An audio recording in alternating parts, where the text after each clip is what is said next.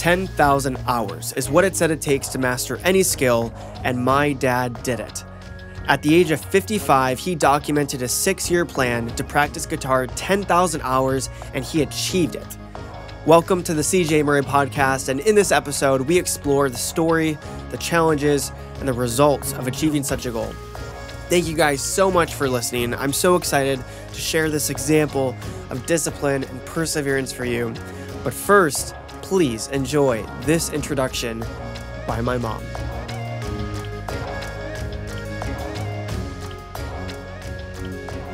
How do you feel about Dad's 10,000 hours? I'm incredibly impressed. Number one, to set up the goal, just to,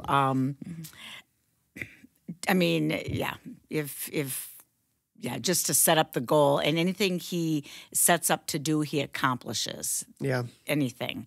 And so number one, to do it and to have it step by step, how he was going to accomplish it. And then to do it, he just kept practicing. He's extremely disciplined. And plus to hear the guitar music in the house was phenomenal. It was just fun. Yeah, I liked it. What would you say was one of the more challenging elements of being a part of the goal and accomplishing it? He sets his standards. For him, everything has to be perfect. Perfect. He can play a whole piece and it can sound amazing, beautiful, and one little hesitation and boop, that's it. And then I think, you'll have to ask him, but I think he had a thing that if he made a mistake, he had to play it like 3, 4, 7. You had an abacus or something. 7 times perfect. 7 times perfectly. John Williams' approach. Yeah. Before you moved on. So anyway, this is the pre-show questions. Yeah. Are you recording this? Yeah. Oh no! Hi, kids. Do you see any connections between Dad and I as far as goals or disciplines or how we've approached things? Yes. It was your junior year. I mean, there's lots of connections. Yeah. But it was your junior year in high school, and it was the Max competition. Yeah. And at that time, I think it was the Polonaise. But I forget. Yeah. What did you do your senior year? I think sophomore year was Polonaise. Oh. Junior year was Toccata. Okay. But you played it over and over and over and over and over. I mean, the hours and hours of practice. But even before that, taking piano lessons, I think it was just one summer, you just scales and scales and scales and did it all over. Yes. Yeah.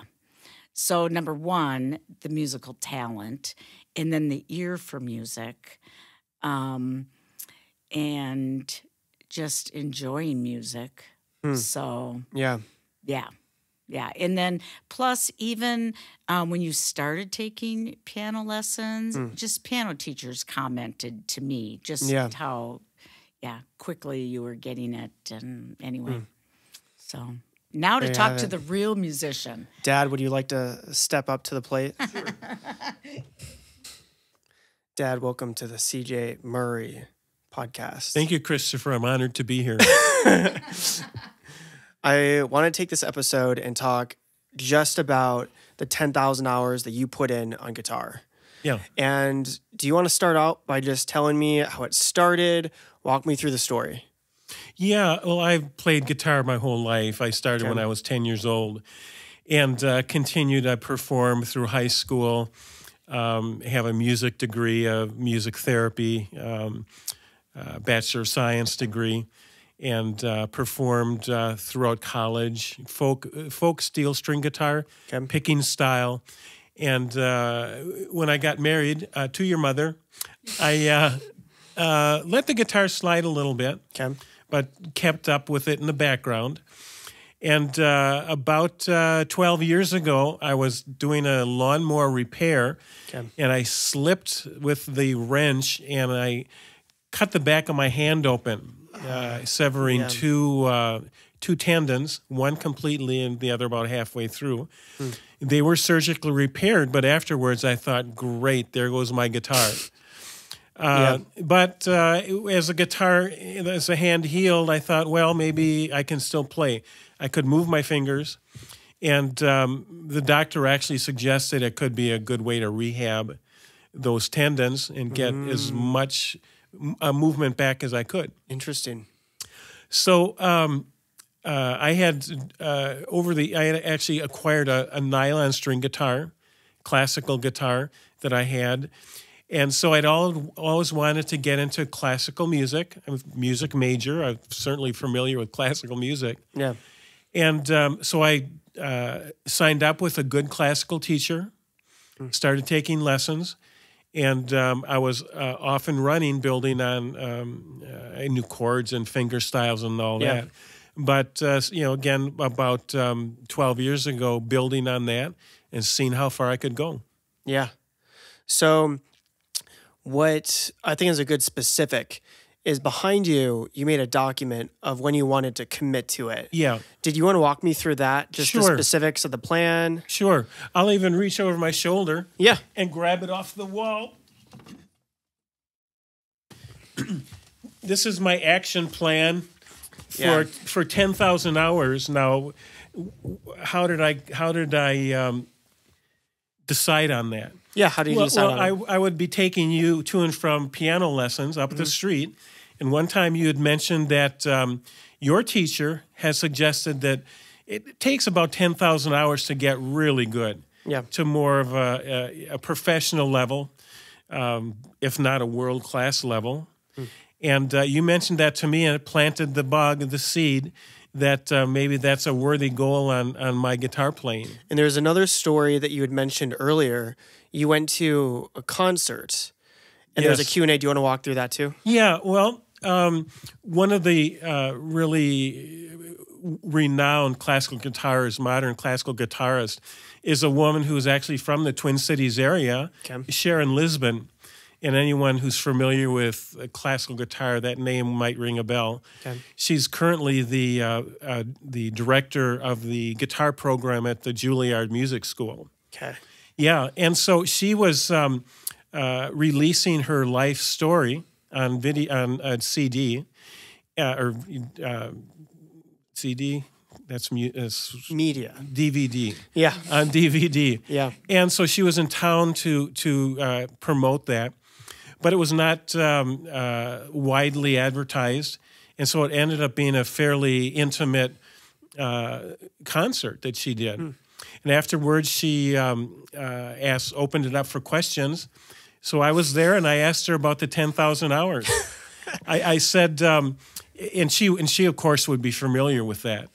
I said, does it apply to older people? At that time, I was like 55 years old, 50-ish. And she was very gracious. She said, you could be the first one to start at a later age, do 10,000 hours, and get to a world class. Of course, I took it for what it was, just a gracious answer. Yeah. For that really to apply, you need to start when you're younger. There's something about the way the brain develops when you're 6 years old. You got the best guitar, the best teacher, the best home support. You put all that together and add some natural musical ability and talent. Compound interest on skill. You better believe it, and you can be a Sharon Isbin. But my goal was just to be as good as I could. Yeah. And so what I did was I gave myself credit for a lifetime of music and guitar. I forget what the amount was. I gave myself how much? 18 service credit practice hours over the years. I gave myself 1,800 hours. Now, out of the 10,000. Just because this walks through a lot. Yeah. you could even just go right down and just, I mean, Yeah. there's a lot there that I feel like is very concise, Right. and gives great detail Sure. to the thought that went into this. Yeah. Well, so how did I come up with 1,800 hours? Yep. I began when I was 10 years old. I went through the Mel Bass series of guitar Okay. and learned note reading. I performed folk music locally, steel string, between 1976 and 1978, Wausau, Wisconsin. During high school, I did the solo ensemble competition on guitar, and I played a Fernando Sor piece, and he's very well known he's an excellent classical guitar composer. During my first 2 years of community college in Wausau, I taught fingerstyle guitar at a studio. Paid for my first 2 years of college by teaching guitar.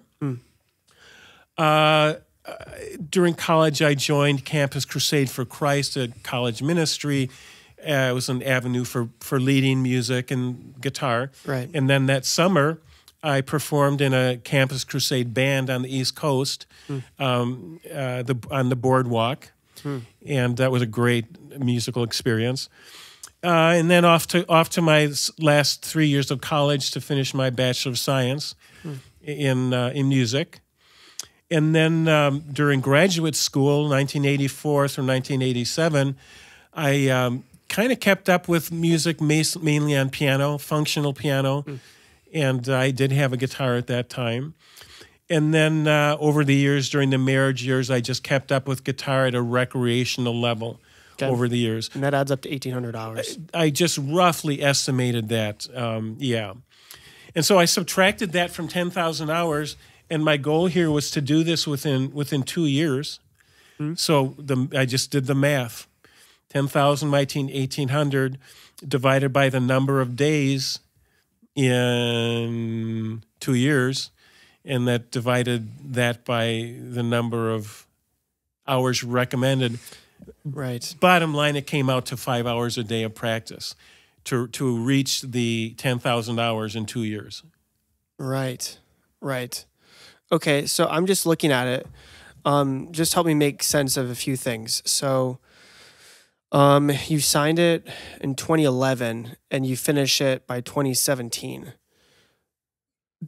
Really? How did you? This was 4 or 5 years. Yeah, well, I'm old.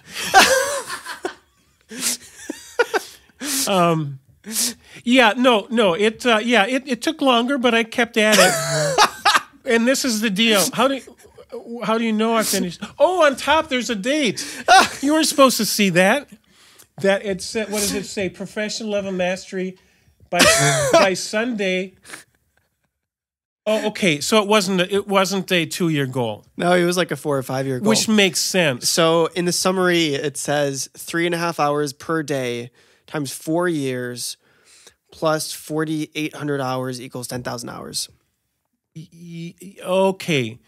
Thank you for reminding me. It's been a number of years. This is why we have this. Yeah, well, I lost track of everything during COVID. So that is why I did this. So it was, and it makes sense because 2 years, that many, it would be a lot more than 5 hours. That's a lot of therapy. That's a lot of therapy. So yeah, it turned out to be like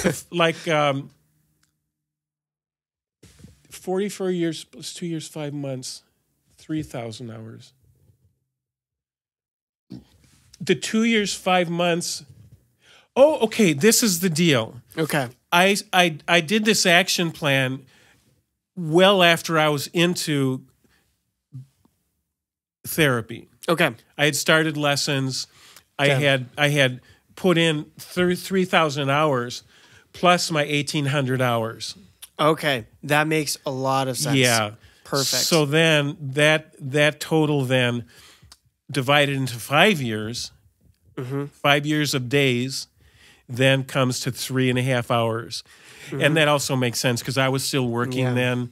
And I remember I would be practicing a half hour in the morning before work and then do the 3 hours in the evening consistently. Yeah. And like anything you do consistently, saving, whatever, it adds up. Yeah. Absolutely. And so I did finally achieve that 10,000 hours. Yeah. Yep. You achieved it on May 7th. Did you lead up perfectly to that day? Did I what? So the goal was to achieve it by May 7th, 2017. Right. And so was it like, did you time it out exactly to the day? I forget. I mean, I'm 67. I forget a lot of things. But that may have been the date that I actually finished. Yeah. And then I reprinted this with a nice frame. Yeah. It's an amazing frame. Yeah. But I would have done it because I was doing the math. It would have had to be to a particular day. Yeah. And I think I did that to a particular day.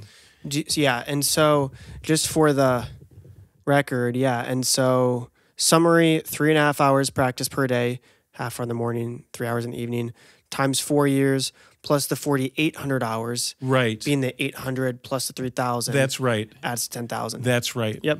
Yeah. Now at the very bottom, right above where you signed it, you had a question and an answer. Do you want to walk through that? Well, I asked myself the question, why do I want to achieve a professional level mastery of classical guitar? Yeah. It's a fair question. What's your real goal? And I found a Bible verse that I stuck to as Ecclesiastes 9:10. It says, whatever your hand finds to do, do it with all your might. And I added the note, developing my skill to a level that is both entertaining and impressive as an opportunity to do this, and is an opportunity to do this, and one I believe will have far-reaching benefits. Most of all, I want to bring glory and honor to the Lord. So that kept me going. That was my inspiration right out of the Bible. Amen. I feel blessed. Yeah. Quite literally. Yeah. Thank you. No one said bless you. Yeah, you're welcome. Oh, man. I love that. So just some questions off the top of my head. There's a lot of people that practice and they get into routines and regimens. On the days you didn't feel like practicing, did you consistently go back to this verse a lot of the days? Was there a mentality that you just had running through your head? Walk me through the days you didn't want to practice. Yeah, well, when I was working through the Suzuki guitar method, which is what I got into, there would be days that, you're just not up to it. You miss it. Something comes up. It's not going to be perfect. There are other days where I practiced 5 hours, 4 or 5, maybe 6 hours. And I didn't keep track of the math every day, but the 3 hours a day was my routine. And I tried to stick to that. Sometimes it might have been more. Sometimes for one reason an hour or other a little less. But by the end of 5 years, I considered that I had reached the 10,000 hours. Yeah. Do you want to walk through the studio that you made? Well, if you have a classical guitar or any kind of guitar, really, if you go to the bathroom and you play it, or you go into the tub, the sound becomes big. Yeah. And it resonates. Mm-hmm. It's really nice. Yeah. So anyway, I tried to be in as an acoustically rich environment as I could. Bathroom's a little bit small and weird. But anyway, I had a room in the basement that what used to be a workshop with a workbench. And what I did was basically tiled it all over with ceramics. The walls, I put some cupboards in with ceramic up front. Yeah. And I put in a drop ceiling with hard vinyl tops. So it really was a very rich place to practice. Roughly about 10 feet by 12 feet. Enough room to really breathe. Yeah. And that was good for me. Yeah. And the platform that you built it's like a portable. Not only is it portable, it's like you can put things in it, right? Yeah. Yeah. Do you want to walk through when you built that? Well, I was invited to do a concert for the seniors group at church. Yeah. And I basically built a dolly with 4 wheels on it that I could put my guitar, some PA system, everything on, and roll into the venue, into church. And then the dolly opened up into a little stage that was 4 or 5 inches high, and it was finished and looked nice. Take the handle off it, and it was a portable stage. Whenever I think about how I like to maximize space or efficiency and build something for it, I can never forget that. Yeah. I look at that and I think to myself, I do that in so many other ways. Yeah. I walk into a space, think, how can I maximize it? And then in the back of my mind, it's like, my dad did the exact same thing. Yeah. The seniors got a kick out of seeing that little stage open up. Yeah. That's awesome. Yeah. So throughout the years, can you describe to me how you felt by the support of us and your family to achieve that? Support? No. No, listen, guitar lessons, I was taking lessons from some of the best performers in the area. Yeah. In fact, from some world-class performers. And generally it's like $60 for 30, 40 minutes. That's pretty expensive.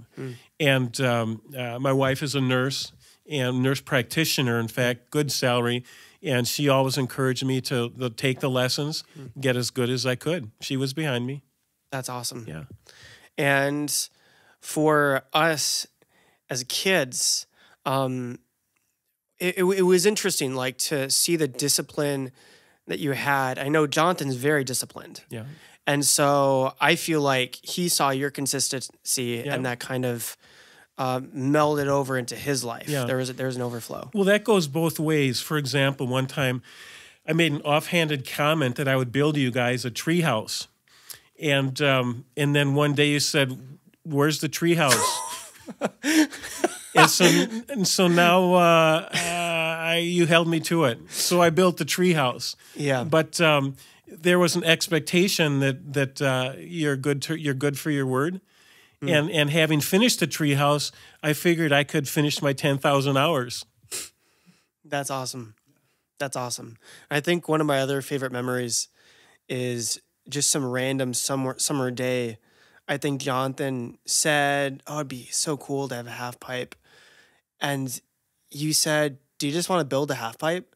And you looked up some type of woodworking plan online. We went to Home Depot the same day. And over the course of 3 days, we just built a full half pipe. Yeah.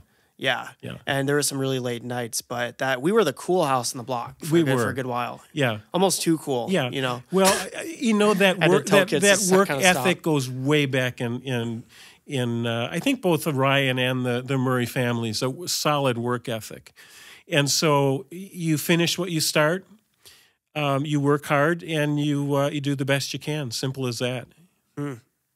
So what would you say to someone around your age or just in the broad age range that wants to take up anything? Is it like the satisfaction, the fulfillment? What would you say to them if they came to you and said, "Oh, I've considered doing something like that"? Yeah, I would say I'm free when you want to start for lessons. I love that plug. Yeah. Yeah. I have kind of a fear in the back of my mind too, because during COVID, I lost my platform for performing. I had been doing a monthly open stage for the Minnesota Guitar Society. Had some good friends who were way better than me, and I would always be working up my program throughout the month. When COVID hit, I got out of that routine, and I have a number of recordings online now, and I am not at that level anymore. And so at my age, I've had a knee surgery, a back surgery, and I'm thinking, if I got back into it at 3 hours a day even, how would my hand hold up in terms of the A word, arthritis? But I should do it. I should do it and take it as it comes. I mean, if my hands start getting sore, they start getting sore. But I would really love to get back to that pre-COVID level and restore my repertoire. How about the season where you got carpal tunnel Did you get carpal tunnel at some point in that 5 years? No, that was before I started with guitar. Yeah, computer programming was my career. Right. And I did get carpal tunnel. I had the hand thing to brace on for about a year. Mm. Yeah. So after that, I'm very ergonomically conscious, as any classical guitarist should be. There are ways to sit. You minimize stress. You be relaxed. And those are all techniques that guitarists learn. I think that goes for most instruments. I've found that as I've gone from thing to thing, there's a lot of principles you can learn from one instrument.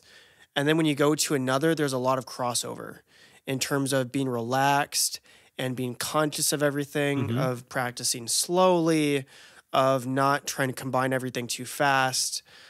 I've found that being ergonomic, sometimes one step back can be 2 steps forward, depending how you look at it. Yeah. And especially anyone who's doing repetitive motions in their career. Yeah.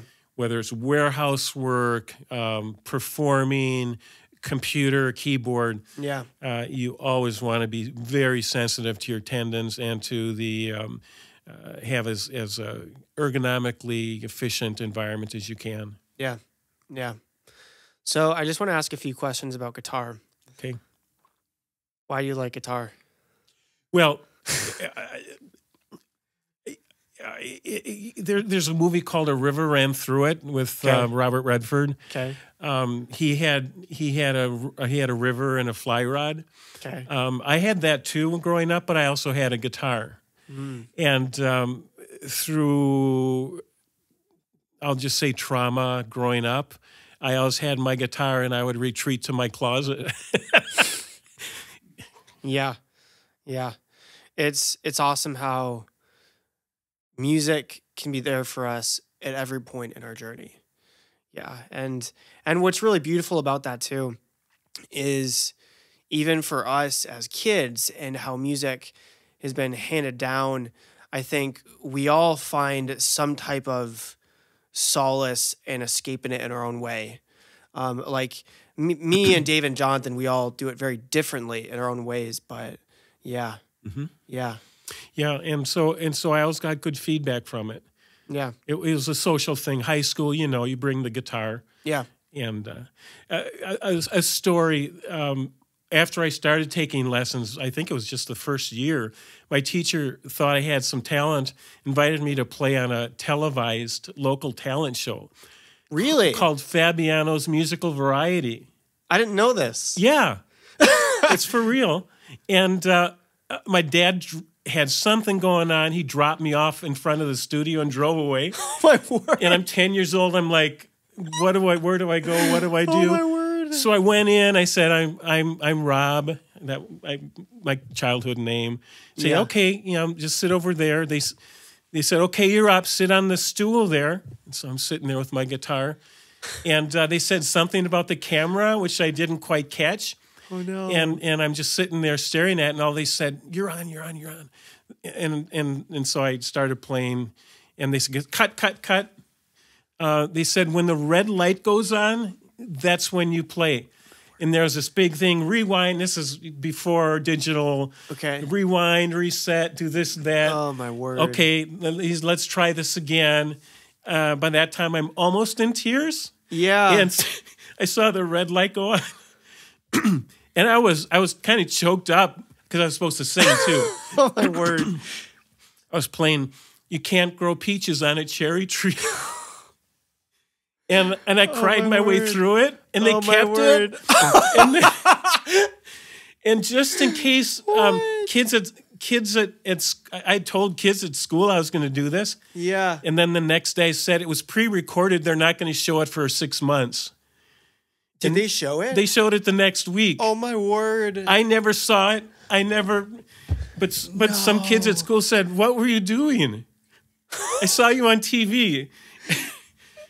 So that was my first public performance. Oh, man. I'm in tears on TV locally, 10 years old. But there's so much that you can learn from that too. I tried to learn something. I learned that my dad's kind of weird to drop his kid off like that without you're talking about support. Oh my word! So I'm sorry. He's passed away now, so I can say that. Yeah. Oh man.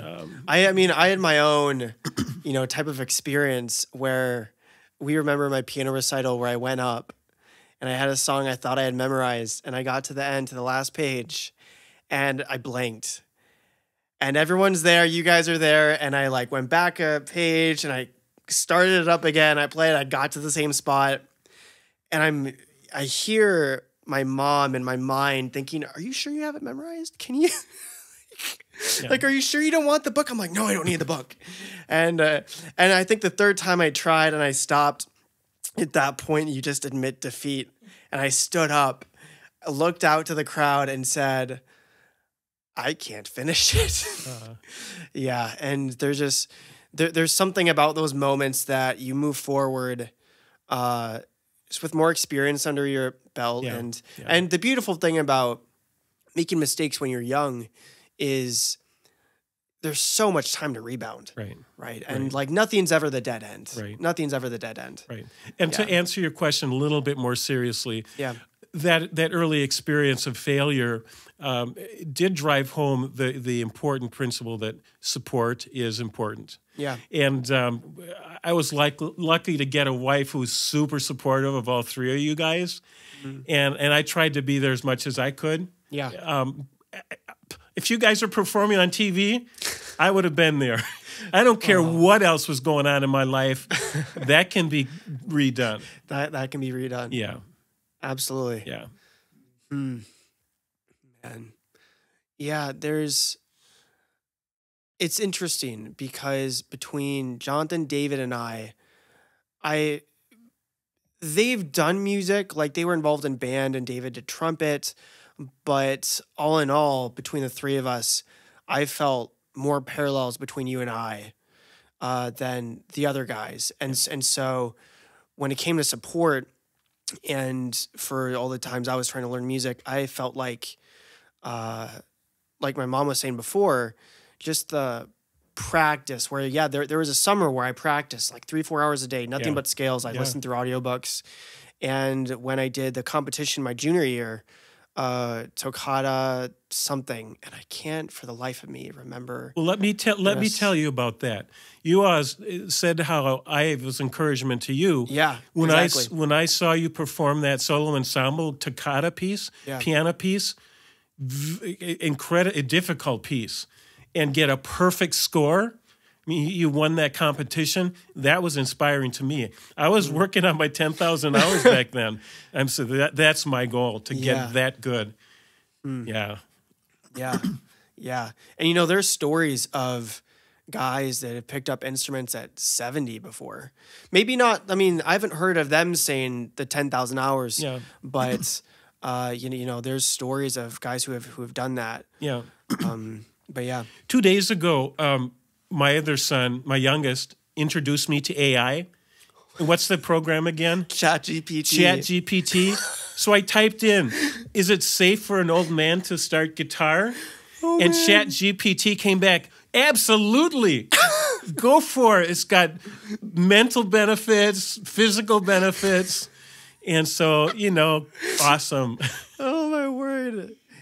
So if I have any problems, I'll just refer to ChatGPT. You know what's crazy about that is if you went to ChatGPT and it can remember your conversations. It does?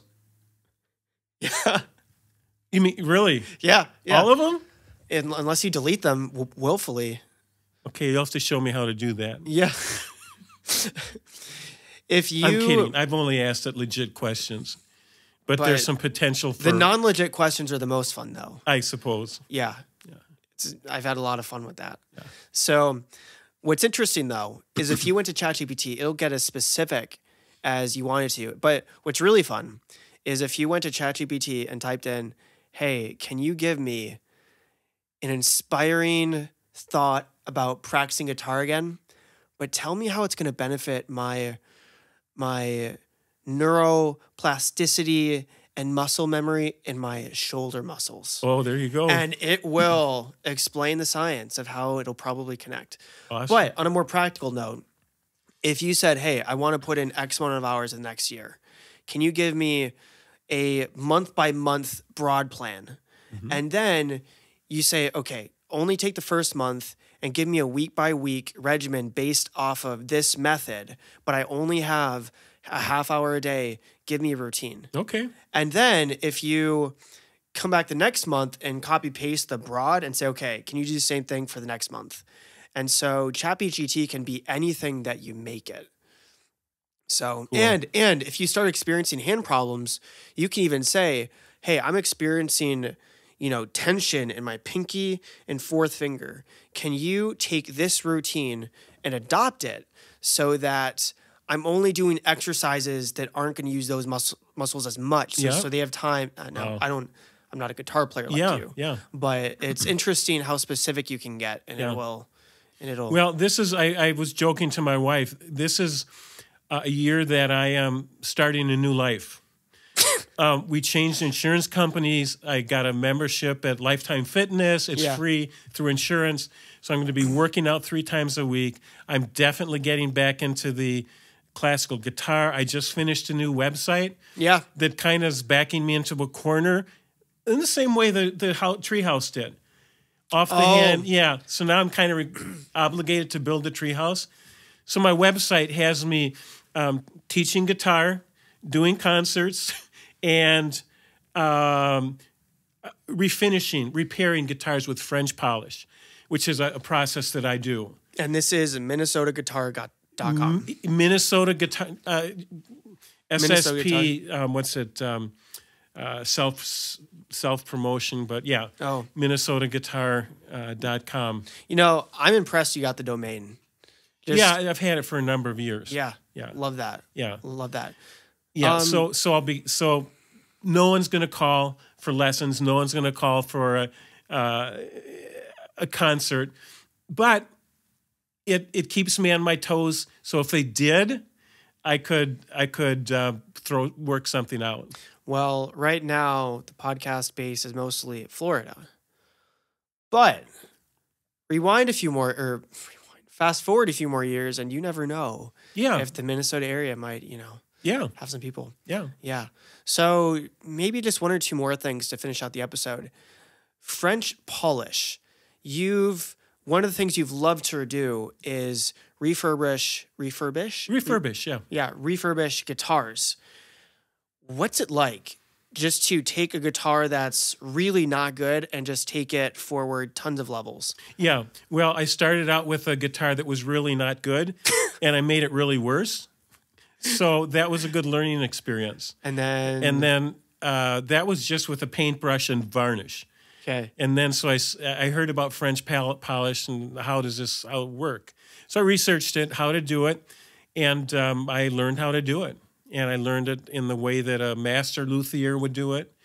And I have on my website a number of examples of guitars that I've refurbished and brought them from disasters to really beautiful looking instruments. What's the longest amount of time it's taken you to refurbish a guitar? Well, I've got some hanging on the wall behind me. Do you want to show it? Well, I can just grab one off the wall. Yeah. This is my... Let me take this one.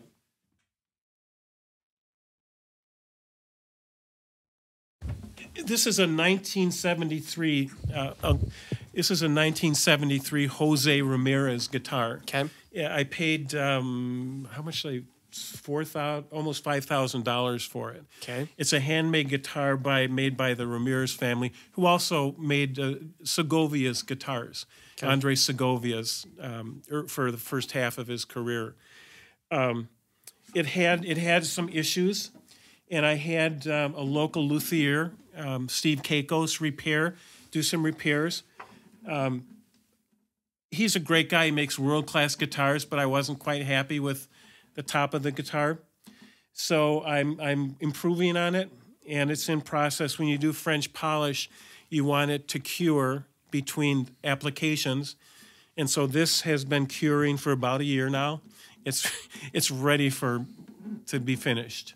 So yeah, this is a thing that's been in process for over a year, taking my time. And the longer you let a guitar cure between treatments, the better quality and the easier it is for the next treatment. So this is still in process. Yeah.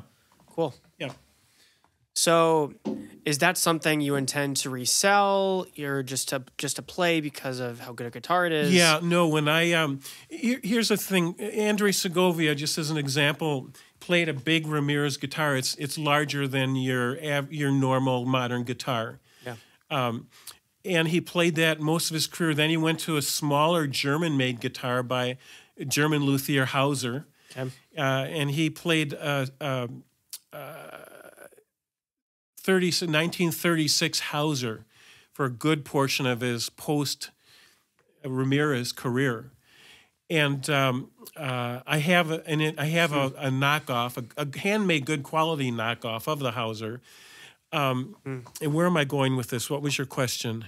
Oh, the purpose for the guitar once it's refurbished. Yeah. So Segovia played the Hauser for the last half of his career, smaller guitar. Okay. But when he was 73 years old, he went back to the larger Ramirez guitar for the rest, and he performed till he was 91 years old. Yeah. And so I'm all my recordings online are with the Ramirez guitar. Okay. And then I did most of my improving on the smaller, slightly easier to play Hauser. It's actually a Kenny Hill guitar, but it's a replica of the 36 Hauser. Yeah. And but even now in my old age, I want when I start recording again, I'm going to go back to the Ramirez, Love that. Bigger guitar, bigger, beautiful, world class sound. Yeah. And this is a world class guitar. Yeah. So when I do that, I want it to look brand new, and I want the top to have a mirror finish, and it's going to be good. Okay. I want to finish off by asking a question I actually really enjoyed asking the last guy. So you have to imagine for me that, I mean, we could call it a movie that we're in or just a story, but there's some guy in their mid-20s, and then you, the wizard, comes along to give the pitch of why someone in their mid-20s should pick up an instrument like the guitar. Yeah. Why would they do it? How would you convince someone to start again and pursue music? To start again or to start for the first time, I've heard you hear it again and again from people of all ages when I tell them I play guitar. Yeah. You hear, I always wished I played the guitar. I'd picked up an instrument. And so it's never too late. Yeah. It's never too late. And my encouragement would be get the best instrument you can, get the best teacher you can, decide on your style of music, your genre, and go for it. Yeah. Start out small, put in a 15 minutes, half-hour practice a day, and take it from there. But if you're going to do anything, you just have to start. Yeah. I need to start back. I haven't been practicing. I got off track during COVID, lost my venue, etc. And so I don't want to be 90 or let's say 73. Yeah. When Segovia went back to the Ramirez. Right. I don't want to be 73 and say, I wish I had started the classical guitar again. Yeah. So along with my fitness center, along with my new website, I'm going to start practicing. And I'm committing to this. I should actually do a new action plan here, of some sort. I could do an action plan with you. That would be cool. And just to start and do it. So 20-year-old saying, should I do it? Absolutely. What I want this episode to really be long-term, because these things stay up, is I would just find it incredible if someone at any age could hear your story and know that it's not just possible, it's been done. It's been committed to. It's been thought through. There has been support structures that make it doable. And things have to change. Any commitment requires some level of what practically do we change about our lives? Right. And it's an our thing. It's an us. Yeah. Because you had to make changes. And for us, you know, like we supported you. And we also had the benefit of watching you do that and celebrate with you. And I really think that somewhere out there at some point, even if it's 15 years from now, could hear this and say, I can do that too. And that's what I love about the world that we live in today and the connectivity of music. Yeah. Dad, thank you so much for coming on this. This was awesome. Yeah. Thank you. Thank you guys for listening. And I am really excited to see you again in the next episode. Bye. That was great. That was fantastic. Yeah. And Christopher, I'll look at the pre-cut thing, because if it doesn't look too bad, I'll let you do it. I learned when I was 10 years old not to watch. Oh my